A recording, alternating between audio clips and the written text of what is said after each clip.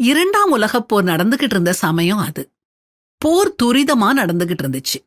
ஒரு நகரத்துல அணுகுண்டு வீசப்பட்டுச்சுது. அந்த நகரத்துல வைக்கப்பட்டிருந்த மிக பெரிய இயேசு கிறிஸ்துவோட சிலை மிக அதிகமா பாதிப்படைஞ்சது.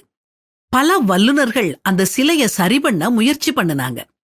அந்த சிலையில் உள்ள உடைசல் விரிசல் தெரியாத வண்ணம் கிட்டத்தட்ட சரி பண்ணிட்டாங்க. ஆனா அந்த சிலையோட கைகளை மட்டும் அவங்களால சரி பண்ணவே முடியல. எவ்வளவோ முயன்று பார்த்தாங்க, ஆனா முடியல.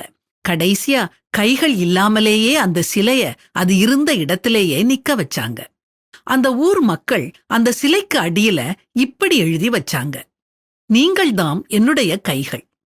இது எத்தகைய அழகான வாசகம் இல்லையா? அந்த மக்கள் எவ்வளவு ஆழமா சிந்திச்சு எழுதியிருக்காங்க. இந்த வாசகம் எனக்கு பல கருத்துக்களை வெளிப்படுத்துது. நான் நம்முடைய அன்பு நேசரை நினைக்கும் போதெல்லாம் அவருடைய நீட்டிய கைகள் தான் என் ஞாபகத்துக்கு வரும். நம்மை அரவணைக்க அவர் தம்முடைய கைகளை நம்ம நோக்கி நீட்டுறாரு. நம்மை ஆறுதல் படுத்த தேற்ற தம்முடைய கைகளை நீட்டுறாரு. நம்மை குணப்படுத்த தம்முடைய குணமாக்கும் கரங்களை நீட்டுறாரு. பரிசுத்த வேதாகமத்துல திரும்ப திரும்ப நாம் கிறிஸ்துவை போல இருக்கணும்னு சொல்லப்பட்டிருக்குது. கிறிஸ்து இயேசுவில் இருந்த சிந்தையே உங்களிலும் இருக்க கடவுது அப்படின்னும், அவர் இருக்கிற பிரகாரமாக நாமும் இவ்வுலகத்தில் இருக்கிறோம் அப்படின்னும் சொல்லப்பட்டிருக்குது.